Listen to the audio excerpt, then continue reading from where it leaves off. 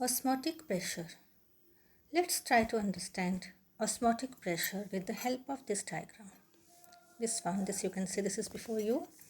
Here in a beaker or in any vessel, pure solvent is taken. Let it be water. Pure water is taken here, and thistle funnel. This is kept in inverted position. This is open at this end, and here this is got this shape, and here semi-permeable membrane has been here. It is here fitted here, semi-permeable membrane.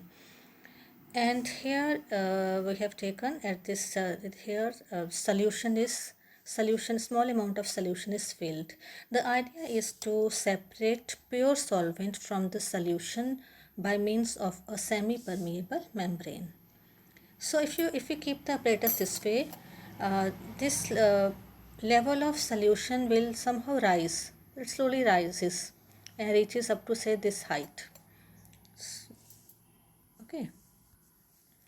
Say it is up to this height, and this flow of pure solvent molecules from pure solvent to solution through semi-permeable membrane is termed as osmosis. And because of this increase in the concentration of solvent over here solvent particles here increases, and this excess hydrostatic pressure which is developed on the solution side due to the net flow of molecules from pure solvent into solution is termed as osmotic pressure. And this level of water, when rises here, a stage comes where this becomes constant, and so here excess hydrostatic pressure will be developed on the solution side. So migration of water molecules, it occurs from pure solvent into solution side, or maybe from a solution having a lower concentration to a solution having a higher concentration.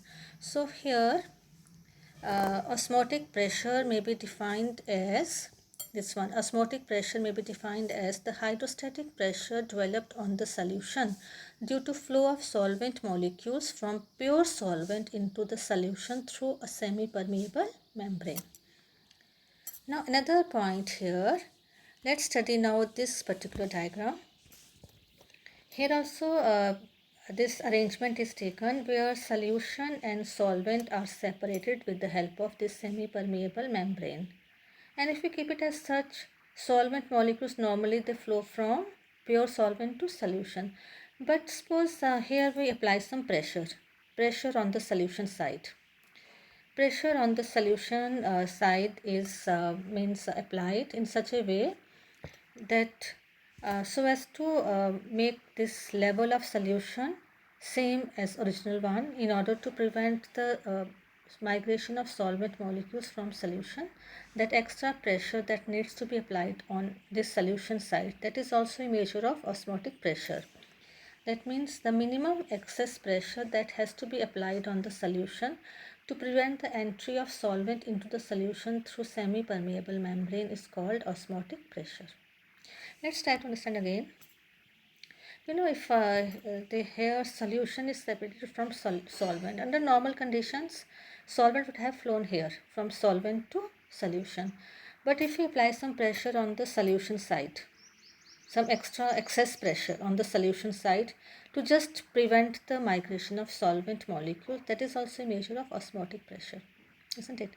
So if we apply here pressure greater than osmotic pressure on solution, if pressure greater than osmotic pressure is applied on solution, then solvent molecules may flow from solution into the solvent. That is called reverse osmosis.